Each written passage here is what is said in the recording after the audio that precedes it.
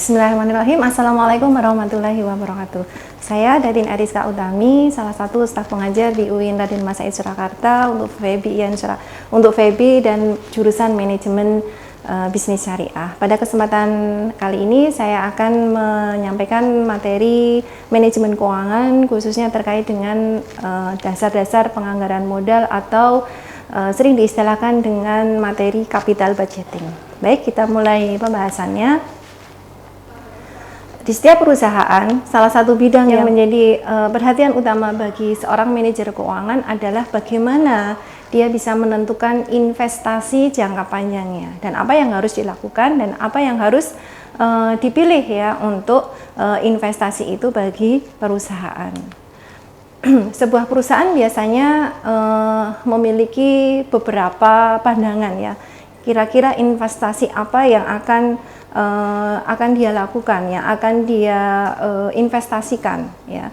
Beberapa di antara alternatif tersebut barangkali merupakan investasi yang bernilai, beberapa di antaranya mungkin juga tidak ya. Nah, di sini penting bagi seorang manajer keuangan untuk bisa mengevaluasi mana atau evaluasi alternatif mana ya dari serangkaian investasi yang ada, dari proyek-proyek yang ada itu yang akan dipilihnya. Jadi investasi mana yang layak kira-kira untuk bisa dilakukan oleh perusahaan. Nah, ini adalah salah satu tugas dari seorang manajer keuangan ya dalam rangka untuk menentukan ya investasi apa yang harus dilakukan seperti itu. Nah, bagian dari keputusan yang harus diambil oleh seorang manajer keuangan ini didasarkan pada sebuah teori yang disebut dengan capital budgeting. Nah, sekarang apa yang disebut dengan capital budgeting? Jadi capital budgeting di sini masih berkaitan dengan investasi yang harus diambil atau yang harus dipilih oleh manajer keuangan tadi. Capital budgeting adalah suatu proses dalam rangka pengambilan keputusan ya. Jadi proses pengambilan keputusan untuk beberapa investasi yang mungkin, beberapa alternatif investasi yang mungkin melalui serangkaian proses evaluasi atau proses penilaian. Nah, ini yang disebut dengan capital budgeting. Jadi beberapa proyek investasi yang ada ya yang barangkali bisa dipilih oleh perusahaan. Nah, ini akan dilakukan evaluasinya oleh manajer keuangan mana di antara proyek-proyek investasi tersebut yang kira-kira layak untuk diinvestasikan. Nah, ini adalah capital budgeting ya. Karena memang jika kita kembali pada investasi perusahaan, banyak sekali investasi ya yang harus dipilih oleh dipilih oleh perusahaan. Tetapi tidak semua investasi itu bisa dilakukan karena barangkali perusahaan mempunyai keterbatasan sumber daya ya, keterbatasan sumber daya terutama pendanaan. Nah, dalam hal inilah maka evaluasi ya, atau penilaian investasi yang layak itu penting dilakukan oleh seorang manajer keuangan. Nah, sekarang capital budgeting atau penganggaran modal ini mempunyai arti yang sangat penting bagi perusahaan. Mengapa demikian? Karena pertama ya, yang berkaitan di dalam investasi ini adalah terkait dengan pendanaan. Ya, pendanaan yang dikeluarkan ya itu terkait dengan dana jangka panjang. Ya, jangka waktunya adalah jangka panjang sehingga di sini harus betul-betul diperhatikan oleh manajer keuangan karena pendanaan yang akan dikeluarkan itu terkait dengan investasi jangka panjang. Nah, kemudian yang kedua, investasi jangka panjang yang dilakukan itu biasanya bentuknya adalah aktiva tetap ya, sehingga jika terjadi kesalahan ya dalam hal forecasting dan lain sebagainya itu bisa mengakibatkan adanya underinvestment ya dalam aktiva tetap yang yang akan diinvestasikan perusahaan. Kemudian yang ketiga, pengeluaran yang dilakukan atau pendanaan dari perusahaan yang dikeluarkan itu jumlahnya sangat besar ya untuk investasi tersebut, sehingga memang diperlukan kehati-hatian ya dan ketelitian ya dari manajer ya supaya tidak menimbulkan kerugian ya di kemudian hari, sehingga perlu ada rencana yang matang, yang hati-hati dan juga teliti ya, karena untuk investasi yang dikeluarkan membutuhkan pendanaan yang tidak sedikit. Nah, kemudian yang keempat ya, mengapa capital budgeting ini penting, yaitu sekali ya terjadi kesalahan dalam pengambilan keputusan yang dilakukan oleh manajer keuangan, itu bisa mengakibatkan kerugian ya. Jadi akibatnya itu panjang dan berat ya. Salah satunya adalah kerugian yang ditanggung oleh perusahaan di kemudian hari. Nah, inilah pentingnya dari capital budgeting. Mengapa seorang manajer keuangan tuh perlu memperhatikan bagaimana mempersiapkan ya capital budgeting ini dengan sebaik mungkin. Nah, sebelum kita menghitung atau membahas terkait dengan bagaimana perhitungan atau penilaian ya proyek investasi yang akan digunakan oleh perusahaan, kita perlu mengenal dulu ya bagaimanakah usulan investasi yang mungkin bisa dilakukan oleh perusahaan. Yang pertama adalah terkait dengan jenis kategori dari usulan investasi itu sendiri. Ada beberapa jenis usulan investasi yang mungkin dilakukan oleh perusahaan. Yang pertama adalah usulan investasi yang sifatnya penggantian atau replacement. Jadi investasi-investasi aktiva tetap yang mungkin bisa dilakukan oleh perusahaan itu sifatnya bisa replacement. Replacement di sini adalah investasi yang digunakan untuk mengganti aktiva tetap ya. Aktiva tetap yang sudah dimiliki oleh perusahaan, contohnya misalkan peralatan, mesin ya, itu yang barangkali dimiliki oleh perusahaan sudah rusak, sudah tua ya, sehingga dalam pemakaiannya itu menjadi sudah tidak efektif lagi ya, sehingga menimbulkan boros ya dalam pemakaian. Maka perlu ada usulan penggantian untuk peralatan-peralatan yang baru. Nah, ini yang disebut dengan usulan investasi untuk penggantian. Jadi usulan investasi untuk pengadaan mesin baru, pengadaan peralatan baru, dan lain sebagainya. Intinya adalah usulan investasi ini atau proyek ini adalah sifatnya penggantian untuk aktiva tetap. Seperti itu. Nah, kemudian yang kedua, jenis usulan investasi yang kedua adalah jika perusahaan itu mengusulkan untuk ekspansi. Ya. Kadang-kala perusahaan itu menghadapi permintaan produk perusahaan yang semakin meningkat, gitu ya, sehingga untuk mengupayakan hal tersebut perusahaan itu perlu melakukan penambahan kapasitas ya, kapasitas produksi untuk mengatasi masalah peningkatan permintaan produk perusahaan. Nah, sehingga di sini perusahaan perlu memikirkan adanya ekspansi baru ya. Ekspansi yang bisa dilakukan oleh perusahaan. Jadi perusahaan bisa melakukan ekspansi tempat baru ya barangkali karena meningkatnya ya jumlah permintaan, sehingga perlu menambah lokasi baru untuk perusahaan. Atau barangkali perusahaan juga bisa meningkatkan ekspansi ya, ekspansi perusahaannya untuk produk yang benar-benar baru, sehingga bisa menambah kapasitas penjualan dengan menambah item-item produk yang baru. Nah, ini usulan-usulan proyek yang sifatnya adalah ekspansi. Ini semua bisa dilakukan oleh perusahaan, baik penggantian maupun ekspansi, semua bisa dilakukan oleh perusahaan sebagai contoh investasi yang bisa diusulkan untuk perusahaan.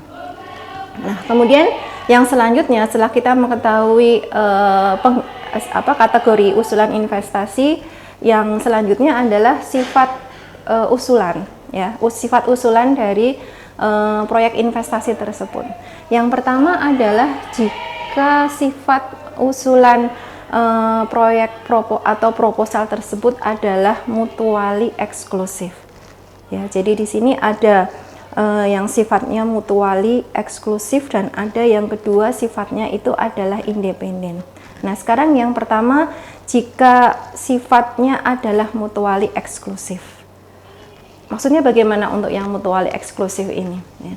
Jadi untuk mutually eksklusif, proyek-proyek atau investasi-investasi yang diusulkan tadi, ya, jadi kan ada beberapa investasi yang diusulkan. Nah, ketika investasi-investasi itu diusulkan, proyek yang mutually eksklusif itu mempunyai kesempatan yang sama untuk dipilih karena mereka fungsinya sama. Ya, jadi karena fungsinya sama, ini bisa mengakibatkan ya pada evaluasi penilaiannya. Artinya, jika fungsinya sama, maka jika salah satu proyek itu diterima, itu mengakibatkan proyek yang lain menjadi ditolak. Ya, karena fungsinya sama, tidak mungkin diterima semua seperti itu. Nah, contohnya misalkan seperti ini. Perusahaan menghadapi permasalahan terkait dengan penanganan bahan baku di pabrik. Ada usulan untuk penanganan bahan baku pabrik itu dengan membeli peralatan yang bisa mendukung perusahaan itu untuk lebih mengefektifkan kinerja pabrik. Lah, usulan pengadaan peralatan itu ada dua macam usulan. Yang pertama adalah pengadaan untuk pembelian conveyor belt, ya. Seperti yang ada di gambar ya, ada conveyor belt, itu adalah sabuk berjalan. Artinya penanganan bahan baku itu supaya lebih cepat dan efisien bisa ditaruh di dalam ban berjalan. Atau yang kedua, pengadaan berupa forklift. Ya, forklift ini adalah seperti mobil ya, seperti mobil yang bisa digunakan untuk angkat barang ya. Nah, seperti itu. Kedua pengadaan atau usulan investasi ini mempunyai fungsi yang sama, yaitu penanganan bahan baku di pabrik. Ya, walaupun bentuknya berbeda tetapi memang fungsinya sama. Sehingga dengan proyek yang sama seperti ini artinya adalah proyek ini masuk pada sifat mutually eksklusif. Sehingga ketika sudah dilakukan penilaian oleh manajer ya dengan capital budgeting, maka diterimanya salah satu proyek akan menyebabkan proyek yang lain akan menjadi ditolak. Seperti itu. Ini untuk yang proyek-proyek yang bersifat mutually eksklusif. Nah, sekarang yang kedua adalah yang bersifat independen. Ya, jadi proyek-proyek usulan investasi itu masing-masing tidak saling berhubungan. Ya, mereka independen ya.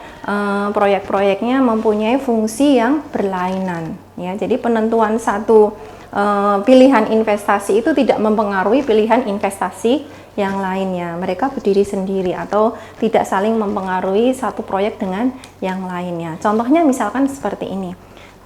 Tadi kalau perusahaan menghadapi penanganan bahan baku ya, sama-sama mesinnya fungsinya sama, tapi untuk yang proyek independen ini adalah misalkan perusahaan itu menghadapi permasalahan untuk penanganan bahan baku, sekaligus juga bagaimana perusahaan itu membutuhkan sistem untuk penanganan pengepakan hasil produksi.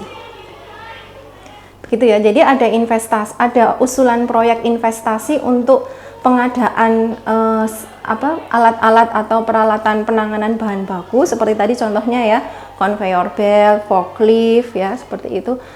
Dan yang kedua, perusahaan membutuhkan mesin yang pengepakan. Jadi di sini mungkin ada mesin pengepakan atau mesin pengemas barang tuh ya.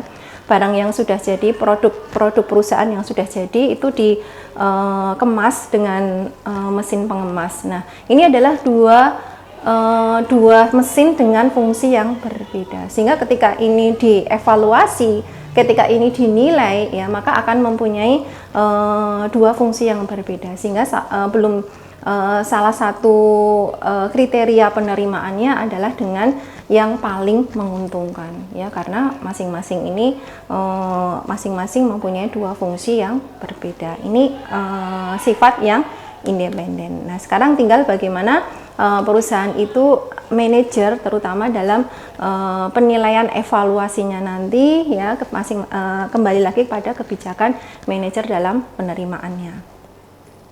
Baik, itu untuk yang sifat usulan investasi. Kemudian di dalam capital budgeting ini ya, sebelum kita membahas terkait dengan bagaimana penilaiannya, ada beberapa hal yang perlu kita perhatikan juga terkait dengan item-item penilaian.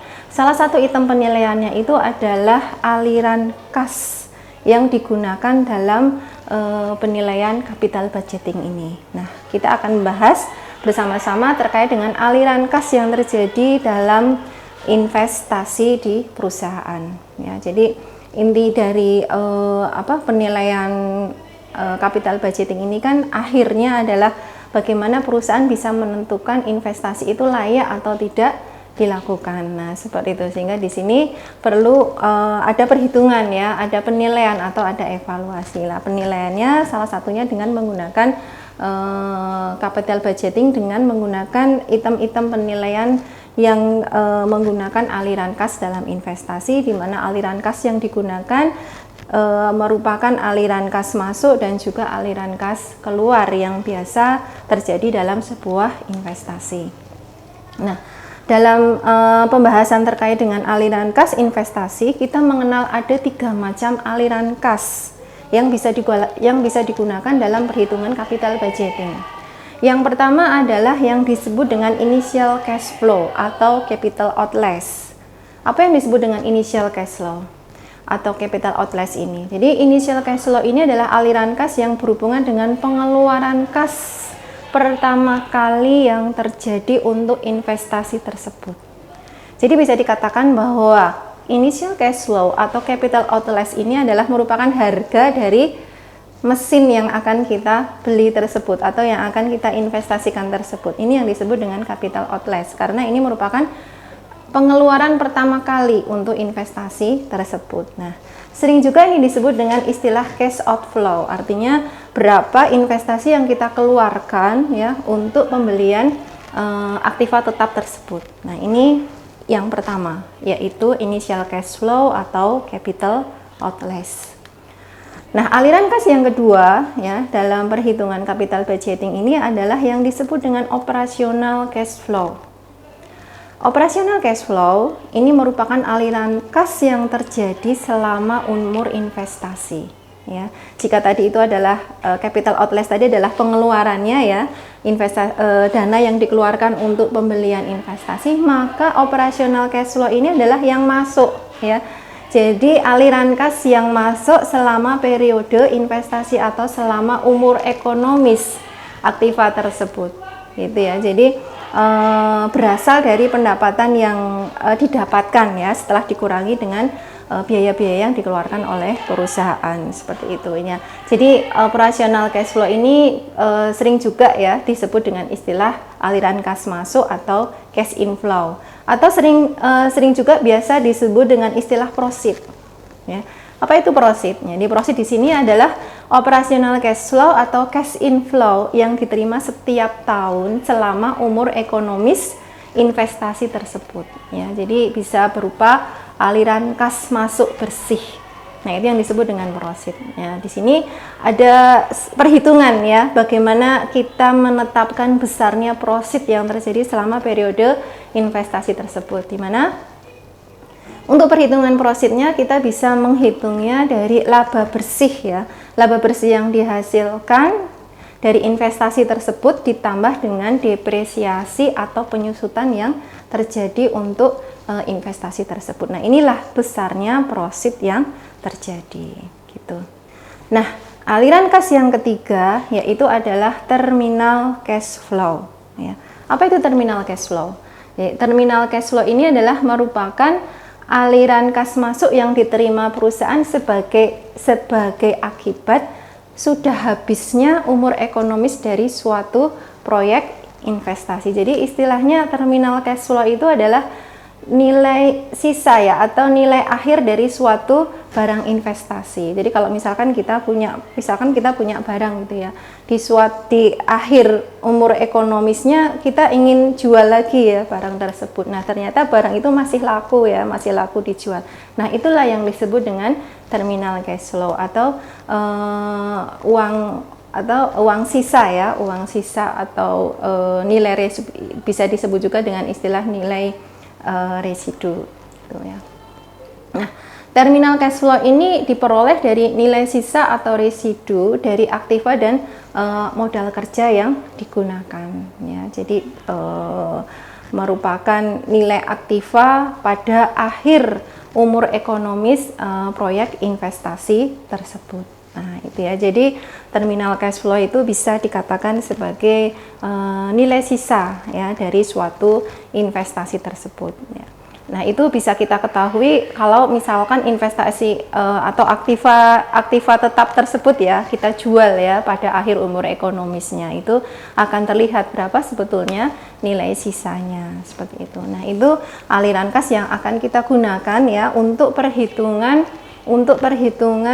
capital budgeting ini. Jadi dalam perhitungan capital budgeting itu nanti kita akan mempergunakan ketiga aliran kas ini ya untuk menentukan bahwa investasi tersebut itu layak atau tidak kita danai atau kita lakukan. Ya. Untuk pembahasan kita kali ini kita cukupkan sampai pada aliran kas. Untuk perhitungannya akan kita sambung lagi pada pertemuan yang akan datang. Demikian, terima kasih. Assalamualaikum warahmatullahi wabarakatuh.